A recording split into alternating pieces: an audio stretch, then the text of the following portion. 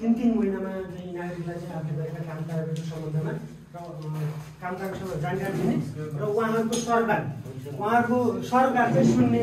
र त्यो नागरिकको सरकार अनुसार चाहिँ आफ्नो काम कारबाही क्रियाकलाप अगाडि बढाउने भन्ने चाहिँ सुशासन ऐन 2064 को दफा 30 मा उल्लेख भइसकेको व्यवस्था अनुसार यो कानुनी दायित्व अन्तर्गत यो कार्यक्रम हामीले गर्न लागिराखेको हो। अब त्यसमा अघिल्लो 3 महिनामा हामीले उतै ढोडरी लिएर गयौँ। अब यहाँ यो यता मधुवनमा हुनुभएको सबैलाई हजुरहरूलाई उता ढोडरी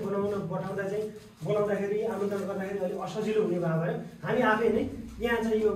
इलाका सानो सिटीमा आएर हामीले गरेका काम कारबाही सम्बन्धमा चाहिँ जानकारी दिने जमर्को स्वरूपमा हामीले गरेका हौँ। अब यो चाहिँ अहिलेसम्म के काम भयो, हजुरहरूको अपेक्षा अनुसार के कति भयो र अझै चाहिँ हामीले हजुरहरूको अपेक्षा मिट गर्नलाई चाहिँ के कुरा चाहिँ अझै बाँकी रह्यो त्यो एउटा चाहिँ परीक्षणको पार्ट पनि रहनेछ। त्यसै अनुसार म चाहिँ अब है हजुरको